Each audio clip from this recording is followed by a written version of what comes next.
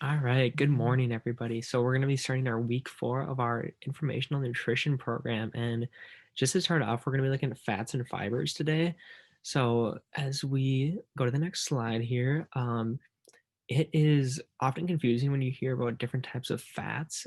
If you see something about commercials or different media influences, we tend to hear in the United States that fat's bad and fat can actually have an impact on us gaining weight. But this is often not the case, and fats are really important in our diet. So when we're looking at our unsaturated fats, these are fats pretty much if we're going to the cellular level. These are fats that contain a atom that links another atom. So as small as we're getting, even smaller than our cellular level, our two atoms are going to be connected by a double bond. So this, pretty much the best example of this be is if you had a thick Lego and you're connecting it to two different pieces to make a structure. This double bond is really hard to break. Whereas if we had a single Lego connecting two Legos, we could kind of move this around a little easier. And so a saturated fatty acid lacks our double bond between our individual carbon atoms. So this makes it easier to break. But if we're grouping unsaturated and saturated into one category, these are usually better foods than our trans fats, which we'll go into a little bit later. But these are foods like avocados, eggs, cheese, fish, nuts, and yogurt. So these fats are very important in our diet and very healthy usually. So, what kind of foods contain our trans fats? So, this is the other side of the spectrum. So, we're seeing trans fats in foods like cookies, muffins, chips, frozen pizza, and fried foods. So, this is a form of an unsaturated fat that is associated with general negative health effects. So, this is a trans fat is created during a process where we are converting a liquid vegetable oil into a different kind of oil. And it's not a natural process. So often this is done because the food has better longevity. So food markets will tend to use this because the food lasts longer and is more cost effective for them. So these foods tend to be less healthy. So that's why we are seeing this with cookies, muffins, chips, and frozen pizza. um, so why is this important? Why are fats important?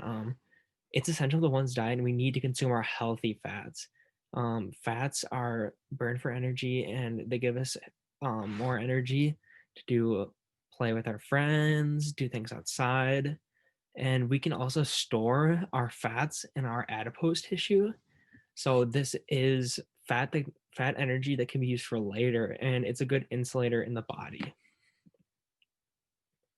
So Um, I assume you guys have learned a little bit about cells through this process, but how does fat help our cells? So if we can look at the picture over here, we have cells which have a door for glucose, our sugar, and fats also, which we use for energy. So our two doors, one for fat, one for glucose, and we can only open one door at a time. So if we eat fat first during our meal, that door will open first, and it's important because we can heal damaged insulin receptors and allow glucose to be brought into the cell. So if we're doing this process, it allows us to easily bring glucose into the cell, and we'll have less glucose hanging out in our blood. So this will improve our blood glucose levels and overall our insulin sensitivity. So over the long term, this is a great benefit for us, as we're seeing that our key for our insulin is very important as we look at our insulin sensitivity.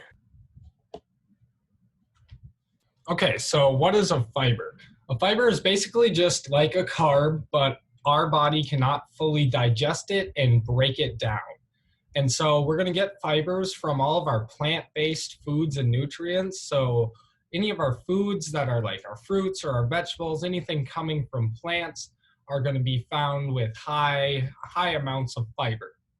And the last thing is that fiber passes through our intestinal tract really quickly.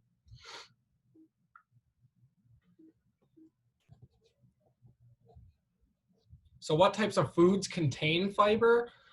Berries, apples, pears, peas, broccoli, a lot of our fruits and vegetables, as well as potatoes and nuts. So those foods are going to be really high in fiber. And then fiber can be broken down to two separate types of fibers, soluble fibers and insoluble fibers. Soluble fibers are going to dissolve in water, which will also dissolve in our body. Insoluble fibers, on the other hand, don't dissolve in our body and they won't dissolve in water either. So soluble fibers are known to help lower our cholesterol and blood sugar levels, and insoluble fibers help speed up our digestive process. The soluble fibers are known to keep our digestive process either the same or slow it down, and the insoluble fibers are going to make it go up really fast. And then you can see on these pictures, there's a couple images that'll show just a couple examples of some foods that are insoluble fibers and then some foods that are soluble fibers.